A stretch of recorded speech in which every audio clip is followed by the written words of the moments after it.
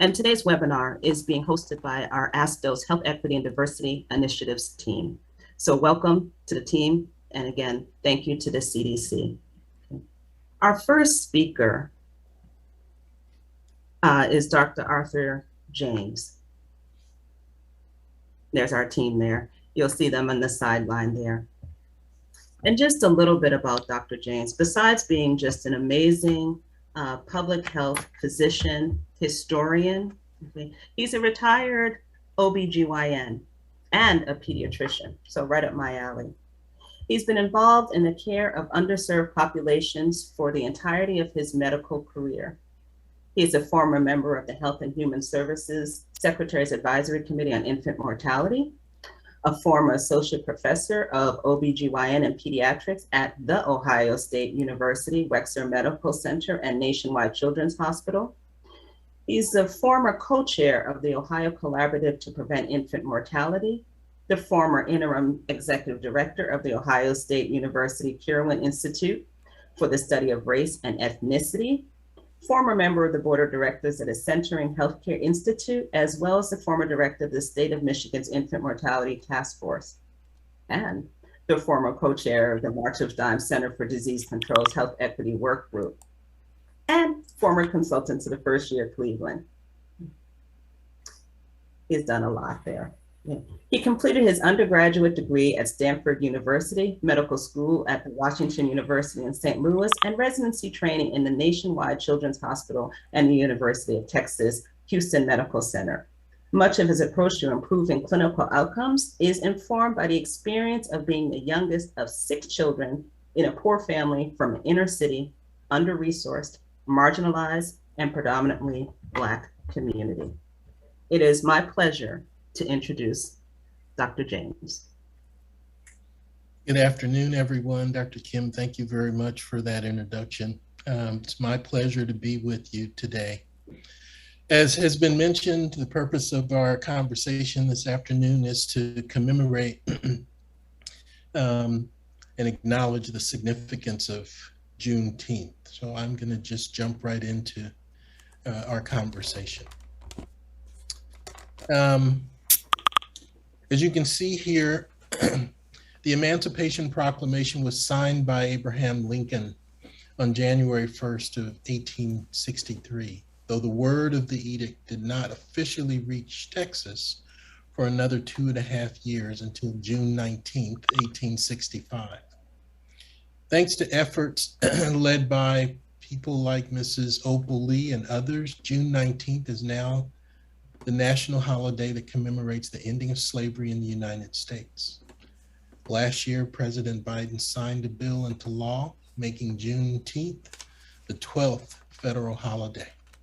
According to Mrs. Opal Lee, freedom is for everyone, and Juneteenth means freedom. To help us understand the significance of the holiday, we have to put it in perspective by reviewing some aspects of African American history. And so please allow me to do that. We start with the appreciation and understanding that for 246 years, Africans were brought to this country and enslaved. The first slave ship arrived to America in 1619. Africans were subjected to at least 12 generations of enslavement. That meant that those slaves were born a slave, expected to die a slave. They were born understanding that they were someone else's property, that they could not learn to read, they could not own land. They worked from sun up to sundown, and at the whim of their owners, they could be beaten, whipped, raped, or hung. By 1865, this country was the largest slaveholding country in the entire world. The Civil War was fought in large part over the issue of slavery from 1861 to 1865, and to this day remains the largest, costliest war that has ever been fought on American soil. And although the Emancipation Proclamation freed all enslaved people in the Confederacy, initially it did not free enslaved people in border states or in those states that remained part of the Union. It wasn't until ratification of the 13th Amendment in 1865 that the government officially ended all slavery, guaranteeing the freedom of Black people across the entire country. Trying to go to the next slide here. With the Emancipation Proclamation, President Lincoln had his first draft developed by July of 22nd of 1862. He passed it through his staff for editing. And then the preliminary document was widely distributed in September of 1862. This gets to be significant because in that wide distribution, copies were sent to the to the Union Army. And so when they entered Confederate territory, they were able to read this proclamation to slaves who often escaped slavery because they knew they would be protected by the Union Army.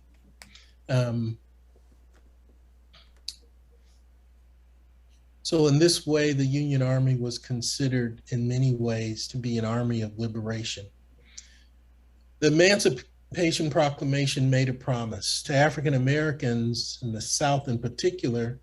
It made a promise that under no circumstances would they be returned to slavery if the Union or the United States won the war. And finally, it also promised the Confederacy that there was no turning back the clock to before the war. The Emancipation Proclamation made the promise that the Civil War would change the United States forever.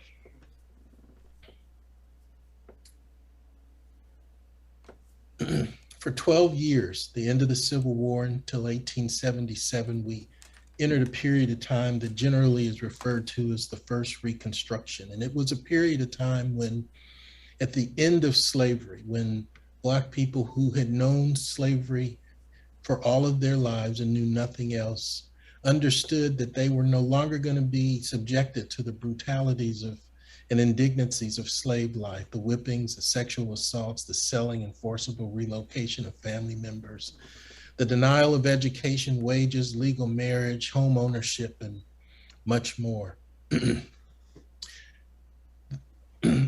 During this period of time, because there were Union forces encamped in southern states, Black families were able to build themselves up. We were able to build up the Black church, develop educational institutions. That for the first time, as I mentioned earlier, Black people were allowed to learn to read.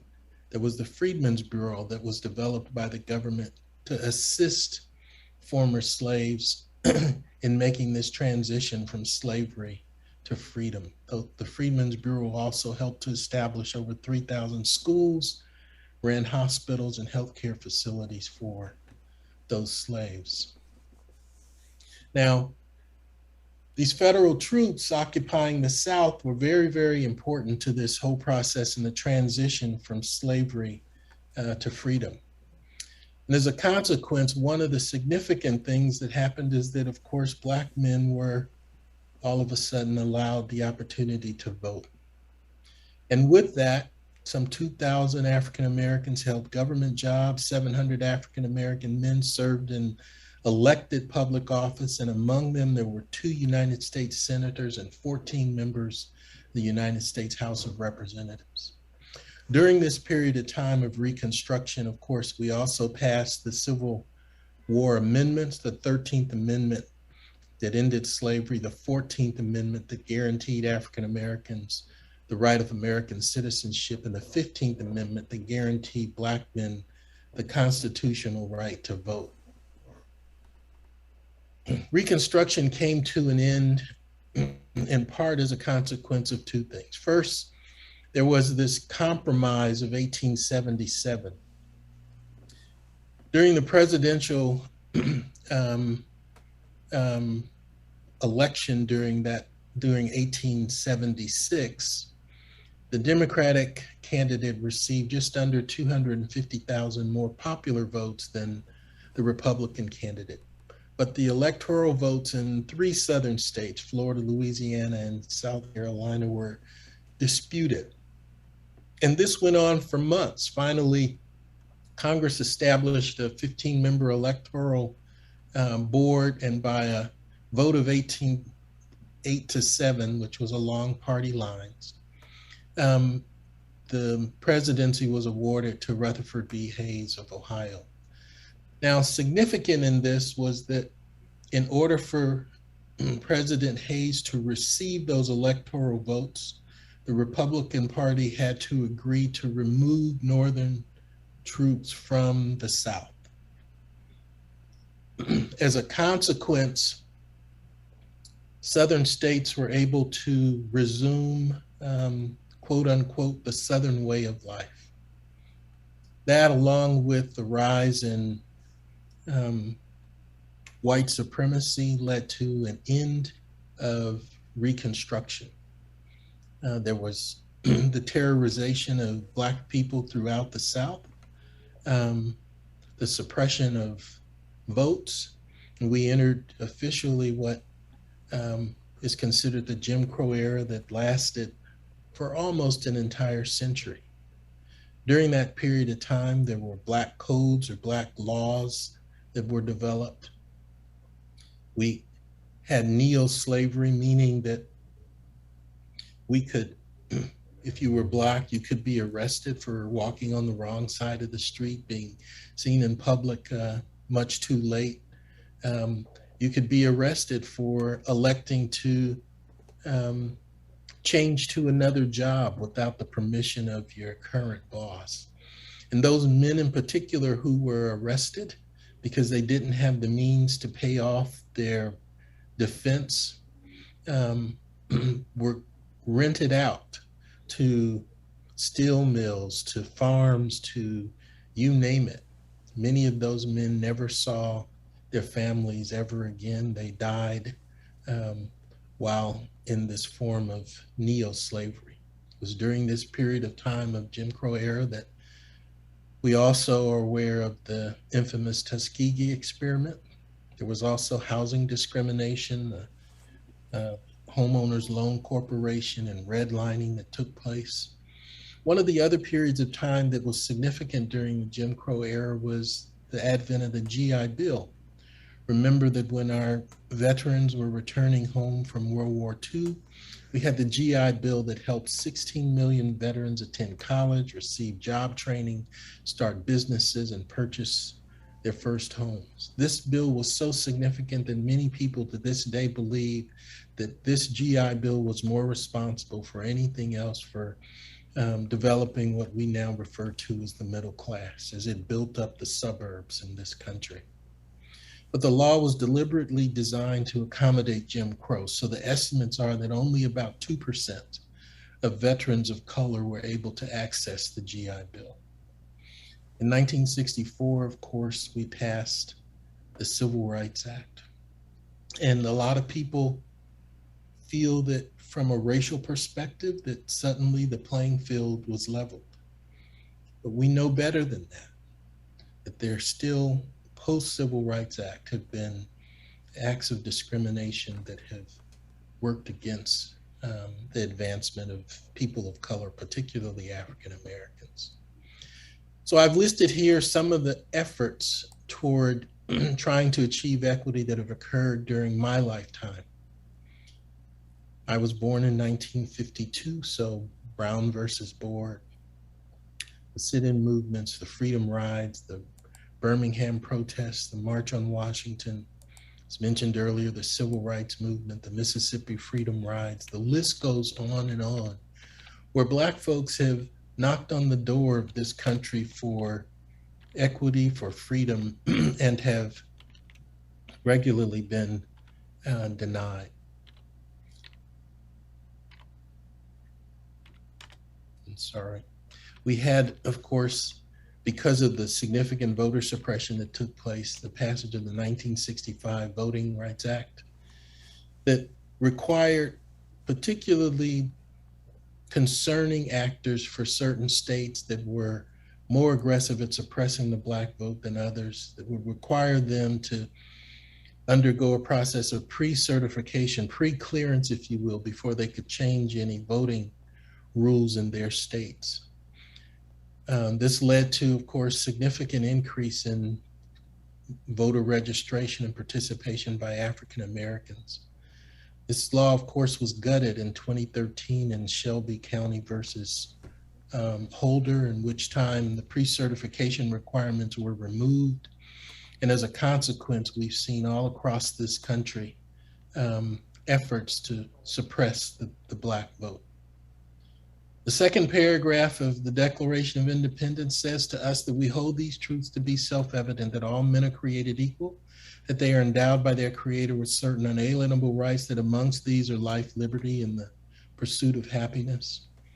But we know that not all of us benefit from this declaration equitably. This slide shows people during Hurricane Katrina asking for help.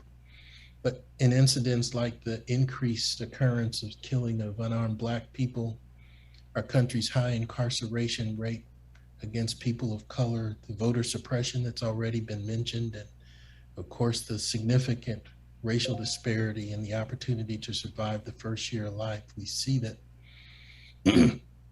our opportunities have not been equitable in this country. So even though the North won the Civil War, we behave today as if the South has won the peace. That at the end of the Civil War, the United States was the largest slaveholding country in this entire world. We fast forward now, as a consequence of mass incarceration, we've arrested enough of the descendants of those slaves that the United States now has the highest incarceration rate on earth. The bottom line, if you're African American, is that we are dependent on the same government that has enslaved us and that oppresses us to now save us. And after 400 plus years, I think this government has proven to us that being fair to us is not high on its radar screen. We live in an America that's worked very hard to keep certain people out, to limit opportunities to certain group. I list here some examples, although we've mentioned some during the presentation. We sum up African American history. I mentioned the 246 years of slavery, followed by another near century of Jim Crow. It's only been 58 years since passage of the Civil Rights Act, and as indicated earlier, many of us would not consider the playing field fair even since then. I'm sure many of you have seen this cartoon of the inequality, equality issue. I like this particular one because it allows me in this first square to your left upper corner that for those 246 years of slavery and 99 years of Jim Crow, our country operated under the umbrella of inequality, where we had preferentially provided advantage to one group while simultaneously subjecting another group to significant disadvantage. And keep in mind that advantage and disadvantage accumulate over time. That with passage of the Civil Rights Act, it's been 58 years since then, we've operated under this notion of equality, where we've provided the same level of assistance and help to everyone. But we know that that does not lead us to equity. So we look at the square at the bottom left, where we provide more help and assistance to one group relative to another, but that still doesn't provide us with justice. In 1989, James Baldwin said, "You've always told me it takes more time. It's taken my father's time, my mother's time, my uncle's time, my sister, my brother's time, my nieces and my nephew's time. And recently we've seen the killing of unarmed Black people where it's taken their time. So we ask this country, how much more time do we need for racial progress, for freedom?" The big point that I want to make here is that where these racial disparities are concerned, that they are not natural. They occur in this country because we have made them this way. And that brings us then to the significance of Juneteenth, that it is an opportunity not only to commemorate that ending of slavery in this country, but it is a time for Black communities to remember their continuing fight for freedom and to celebrate their culture and the connection through their shared experiences. For those of us who are wishing to be free, I show this stanza from Maya Angelou's I Know Why a Cage Bird Sings. The cage bird sings with fearful trill of the things unknown but longed for still, and his tune is heard on the distant hill, for the cage bird sings of freedom. This first stanza here is by Langston Hughes. Let America be America again. Let it be the dream it used to be, even though there's never been equality for me, nor freedom in this homeland of the free. America has never been America to me. And then the following again by Maya Angelou, because it demonstrates the resilience that I think Black people have demonstrated in this country. You may write us down in history with your bitter, twisted lies. You may trot us in the very dirt, but still like dust will rise. Do you want to see us broken, bowed head and lowered eyes, shoulders falling down like teardrops, weakened by our soulful cries? You may shoot us with your words, you may cut us with your eyes, you may kill us with your hatefulness, but still, like air, we'll rise. Out of the huts of history's shame, up from the past that's rooted in pain, leaving behind nights of terror and fear into a daybreak that's miraculously clear, bringing the gifts that our ancestors gave. We are the dream and the hope of the slaves. Nelson Mandela's life taught us that it always seems impossible until it's done. Thank you all very much.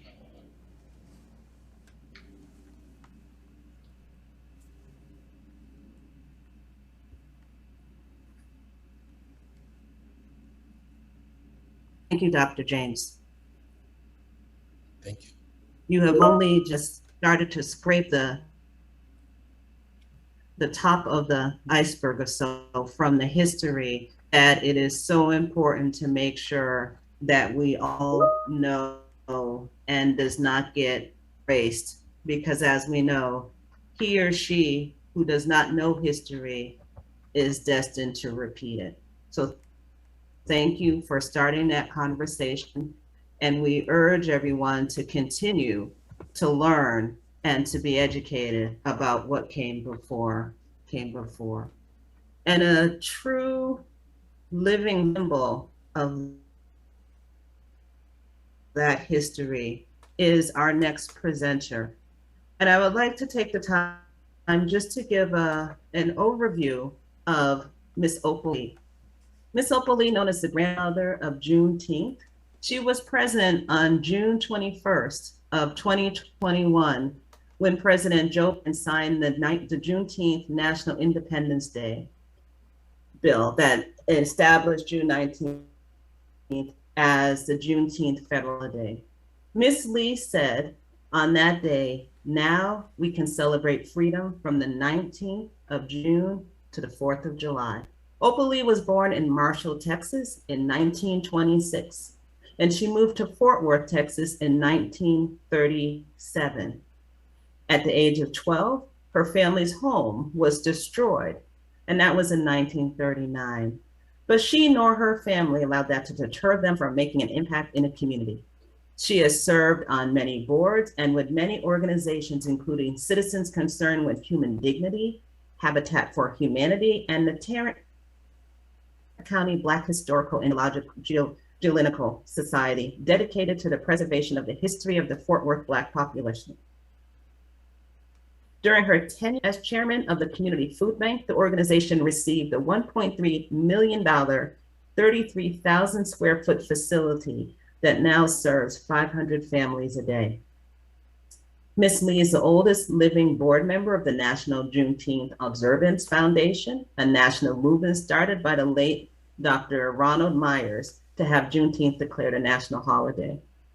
At age 90, not 50, 60, 70, 80, at age 90 years of age, she started her walking campaign from Fort Worth, Texas to Washington, D.C. to bring awareness to the need for celebrating Juneteenth nationally. She walked 2.5 miles in cities across the country to represent the 2.5 years it took after Lincoln signed the Emancipation Proclamation for enforcement to reach Texas to free the enslaved.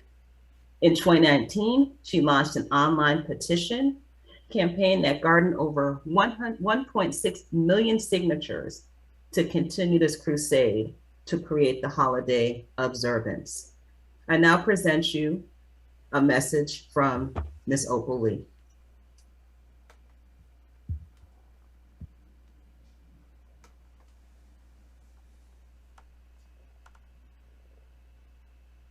I strongly believe that freedom is for everyone, that it's not a Black thing, it's not a Texas thing. Freedom is, and I'm advocating that we celebrate from the 19th of June to the 4th of July.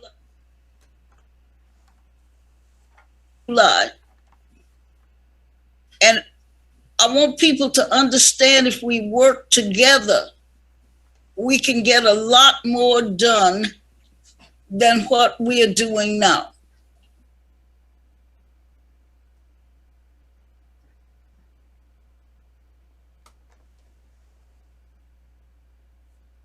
Well, to begin with, do a flag raising or have a caravan. We've got a caravan that starts, some call it a walk. We've got a walk that starts at 10. We've got one in California at 8 and one in 11 in Philadelphia, and Atlanta has one 11. They all are going to be done simultaneously.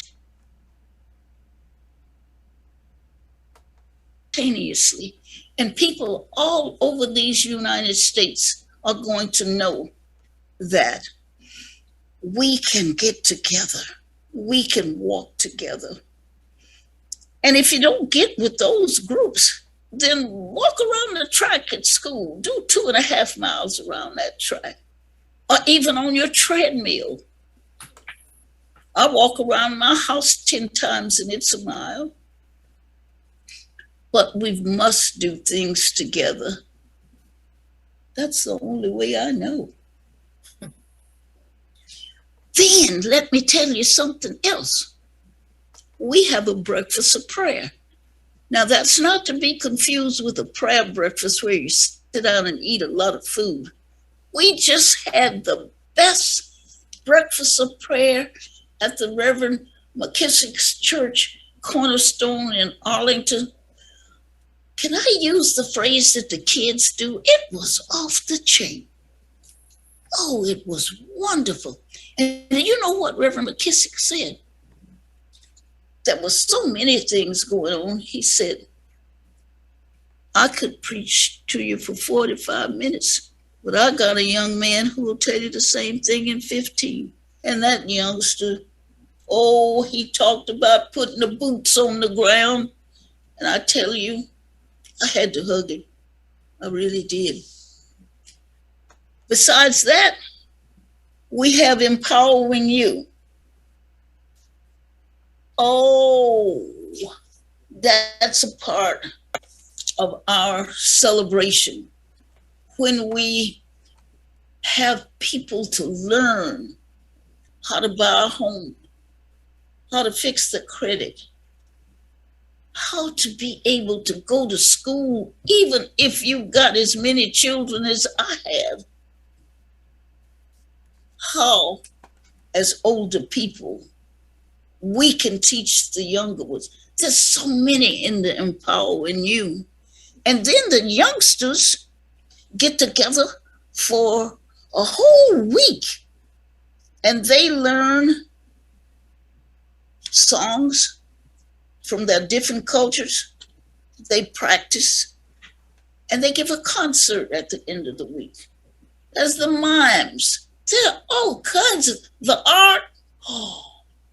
The children learn about the 12 freedoms gained. when the enslaved were free, they gained the freedom to read and write because they didn't have that freedom. They would have been maimed or killed if somebody knew that they could read or write. They acquired the freedom to have their own children and the children not taken away from them and sold. The freedom to marry, the freedom to wear the clothes they wanted to, eat the foods they wanted to eat, the freedom to vote. The children were able to draw what they thought about those freedoms.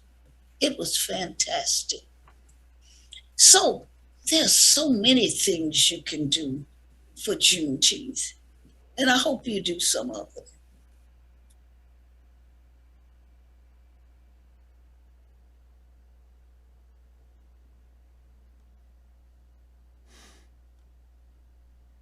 I know they come in contact with a lot of different people. And there are people whose minds they're going to have to change because we're not all on the same page. But their minds can be changed. And it's left up us to do it. It's not going to happen in a day or so. We're going to have to work at it. But to have so many people on the same page, so many people working for freedom, so many people working to get rid of the disparities that we have in our country. I truly believe from the Bible that we are our brother's keeper and that we are responsible for making our country what it should be.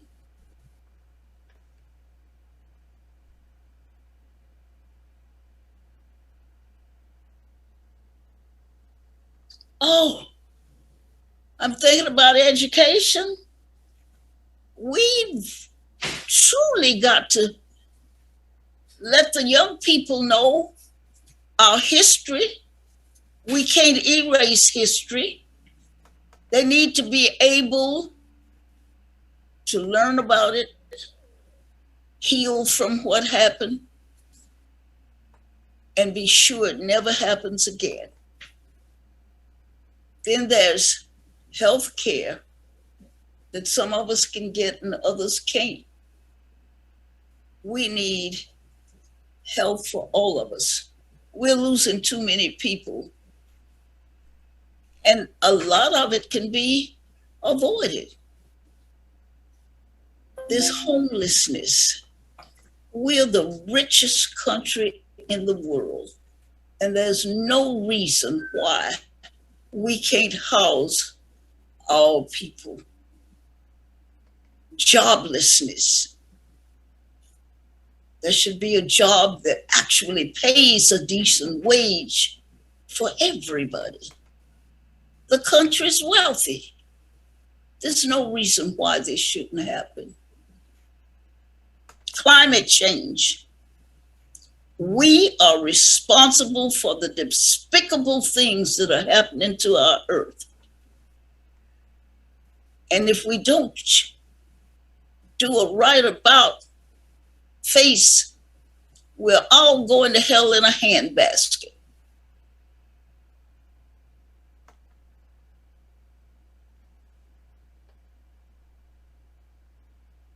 I don't really know. I just know that when I get up in the morning, I've got a list as long as my arm, and they're about people who need help. And I've found out when I'm helping somebody else, my problems get solved too. So I just believe being help to others keeps me going.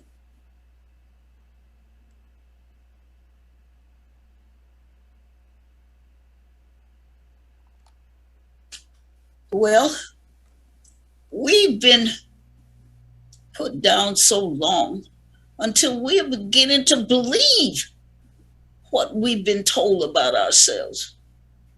So it's left up to us to see that each of us knows that we are as good as the next person and that we carry our part of the load, and see that our neighbor does. See that we can all work together, and it can happen, you know.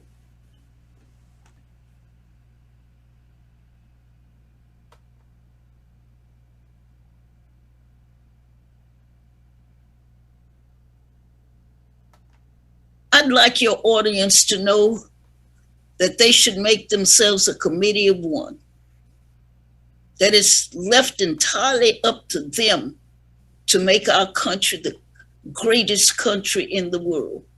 They can't leave it up to the government or the church or the school even. Parents must take responsibility for their children's learning as well as the schools. Each one of us needs to be able to teach one of us so that we can all be on the same page, so that we're all working toward the same goal. And that goal is freedom. Freedom for each of us. I don't know any other way to put it.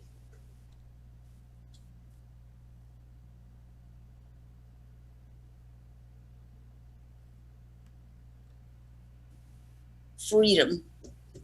I just know the word freedom for everybody. Freedom. How can I express it? If we just want to celebrate it from the 19th of June to the 4th of July, that would be something. If we had the freedom of expression to really learn what has happened in the past and see that it doesn't happen again. Freedom, I guess that's the one word I want to use. That everybody, not black folk, not white folk, not Asians, Mexicans, every culture has the freedom to learn and to pursue health and happiness. I guess the one word is freedom, sweetheart. Well, thank you so much, Ms. Lee. That concludes my questions. We just want to thank you for your time and again for everything that you've done. All that walking has paid off. I want you to walk with us. Come the 18th of June, get a group together, and if not a group, yourself, walk with us for freedom, okay? Freedom. Walk with us. Each one teach one. Committee of one. If you're not inspired about what you can do as one person and what we can do as a whole, then I'm not sure what else will help. We have the opportunity now, first, to collectively thank Ms. Opal Lee and thank Dr. James for their amazing presentations that hopefully has motivated us to move forward. And we have left time to be able to dig a little bit deeper with Dr. James with some additional conversation. And as we mentioned, Dr. James is known for his robust body of lifetime work providing care to the underserved populations as a physician, but his area of interest has always been in equity.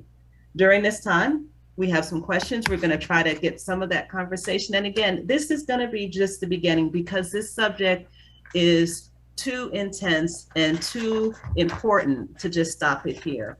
So part of the call to action you'll get is to continue these conversations. But to start it off, Dr. James, as we commemorate Juneteenth, what is the correlation? Can you help us understand that correlation between health inequities and the relevance for us to remember and recognize the importance and too often untold stories of Black resiliency, strength, and achievement that American history books just fail to teach us? Sure. One of the things that I think we have to recognize from the very beginning is that much of the discussion in this country that provides explanation for the inequities that we see, not just in health, but across the board, that can look at poverty rates, home ownership rates, graduation rates, incarceration rates, the list is long. The most common explanation offered nationally is that those disparities or inequities occur as a consequence of group level flaws amongst those of us of color. So we know that that's no longer true. As I said in one of my slides, these inequities are not natural, they're not normal. These are things that we've made as a consequence of how we've elected to structure our society. Regarding the whole argument that the inequities occur as a consequence of genetic abnormalities or anomalies amongst, again, those of us of color, the Genome Project has taught us that, in fact, we're all 99.9% the same. Significant has been, I think, what I refer to as the racial awakening that has been occurring in our country in recent years. It's led to a lot of people understanding that racism is real when they didn't think that it was real before. So unfortunately, the deaths of people like George Floyd have led to businesses and healthcare organizations, as well as individuals, both acknowledging how real racism is, how it's perpetuated some of these wrongs that have been done to people of color. And, you know, we have to grab this moment, despite the current rise in white supremacy that is taking place across this country. We have to grab this moment, hold on to this moment, and tell our truths, because it's extremely important. Tell our truths. These takeaway messages are just woven so excellently between the presentation. Tamara, you have a question from the participants? Sure, Dr. Kim.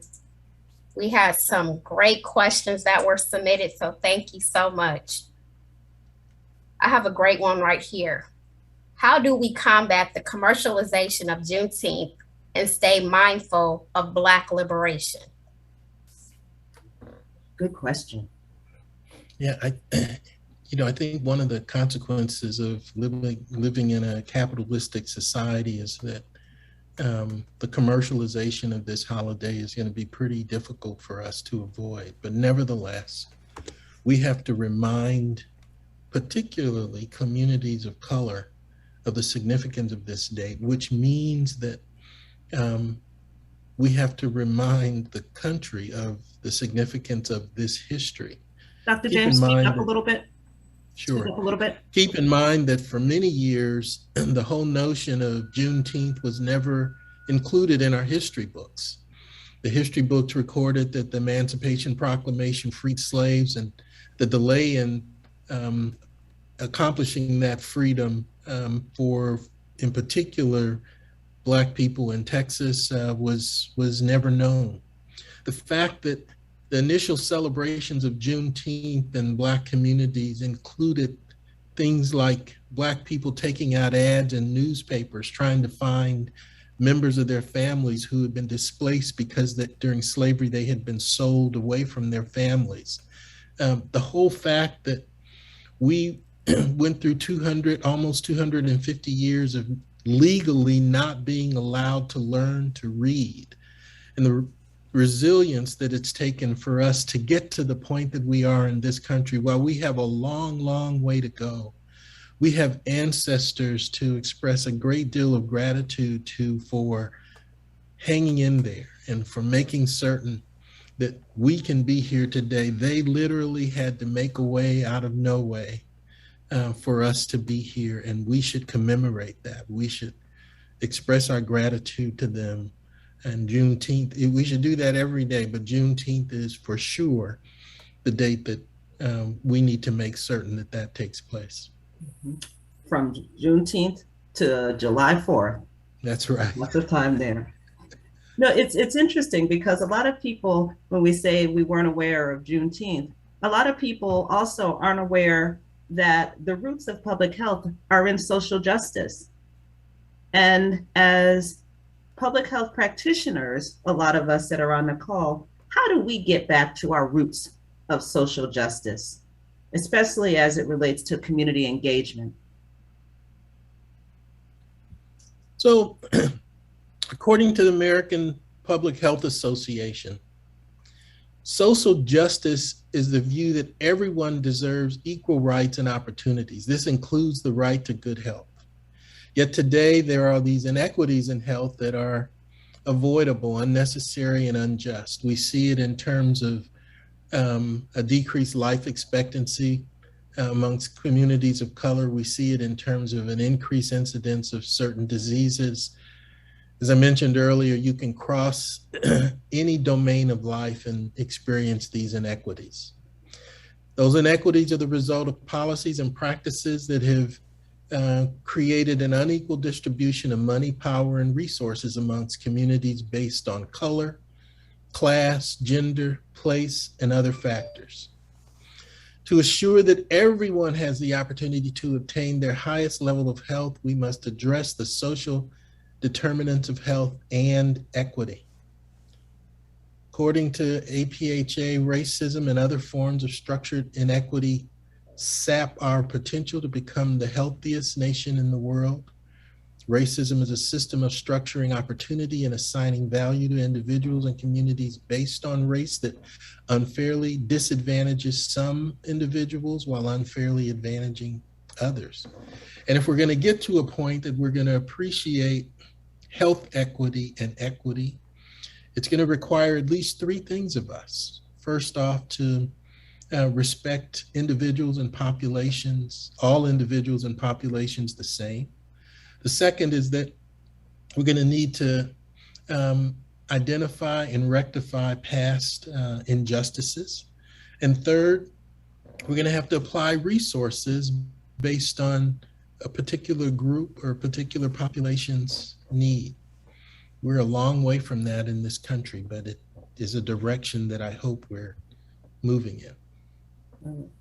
And in the chat, there was a comment about who writes history, and understanding that history is really his story, and the writer will always make it good for them or so. So the importance of that.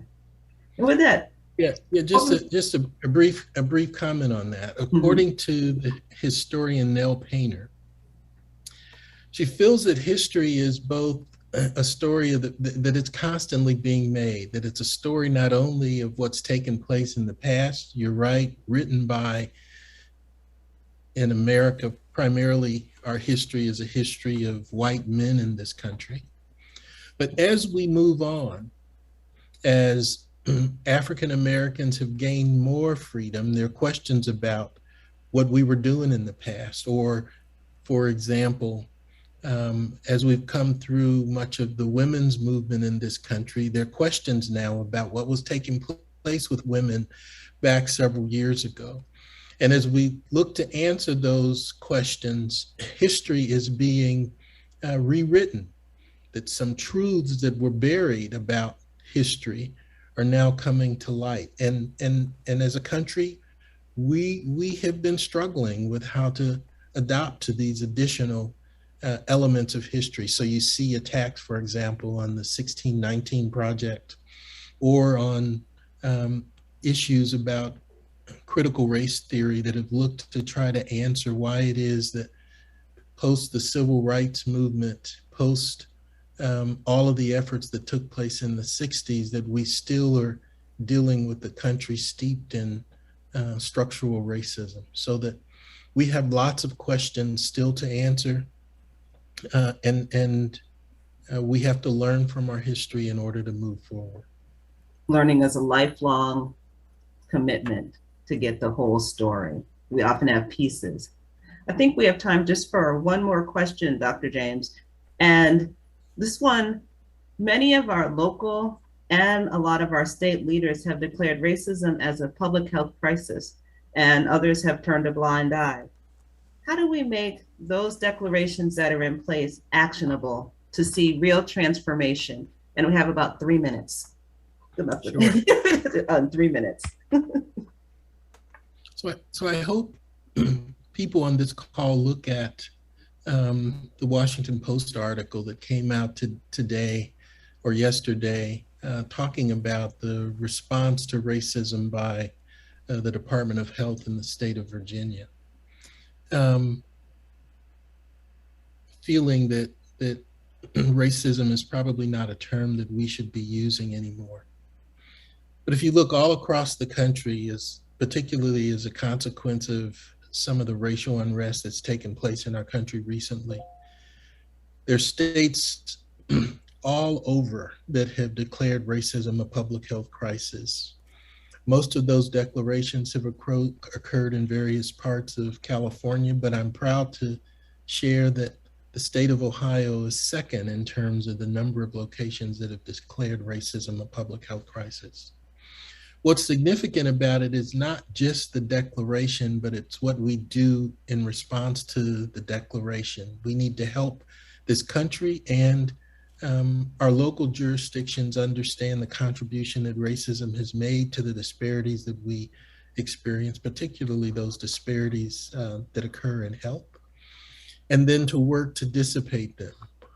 Two things I think are very significant. One, I mentioned earlier, the Genome Project, which says that we're 99.9% the same. So this whole notion that in health, disparities occur as a consequence of genetic differences between us has been dispelled. The other is, I think, this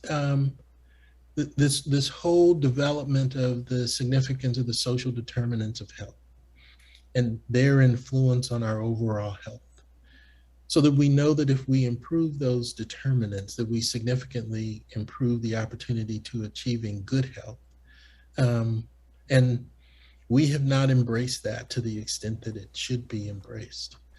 I think a lot of states, as a consequence of receiving significant amount of funds in the American Rescue Plan Act, have had funds allocated to their states that can be utilized to address some of these social determinants. Of course, many states have elected not to do that. But addressing the social determinants, understanding that that the disparities that exist occur as a consequence of things that we've put in place are important parameters, and that we need to stand up and address those things in order to achieve health equity and overall equity in this country. I like to say there can be no rainbow without the cloud and the storms, and we still have some storm to go through. I can't believe it's so close to the end of our time together.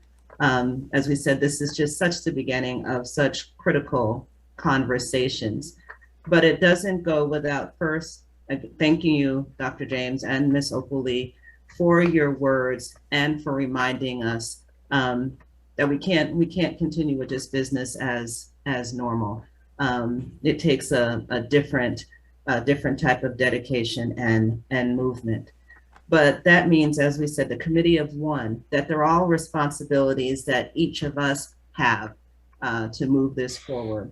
So between now and Juneteenth next year, let's say, take action. Take action that demonstrates steps towards healing relationships and achieving health equity among the Black community and other historically marginalized groups. Review your work and confirm you are promoting community engagement by intentionally including input from diverse members that members that reflects historically marginalized groups. Not to us without us. Go to training and do research to increase your knowledge about implementing health equity focused policies and learn more true history and apply the knowledge through your work. And there's a link here, and I think we'll put it in the chat there, to help you find out implement kind of associations about race, gender, sexual orientation, and other topics. Start and continue these crucial conversations that move from access to action to achieving health equity as an outcome. And most importantly, as Dr. James said, the amount of people that work to get us to the point to be able to vote. Utilize your right, vote, register and exercise that right. Help other people do it. Okay. If you have come here to help me, you are wasting your time. But if you have come because your liberation is bound up with mine, then let us work together. That's a quote by Lila Watson. Just to hear that again. If you have come here to help me, you are wasting your time. But if you have come because your liberation is bound up with mine, then let us work together. We have a lot of work to do. Thank you for participating and for joining today's webinar. Okay. Remember that you should have July 27th on your calendar marked for the second Health Equity Summit, sponsored by put together by ASTO with generous support from the CDC. And please make sure that you complete your evaluation. You have the QR code there. It'll take just a couple of seconds, and it helps us with future programming and to know that this information is important to you so that we can keep it coming. Again, we appreciate you joining us. Thank you. Thank you to our speakers. Thank you for ASTO for having health equity as a mission. And with that, we say good afternoon.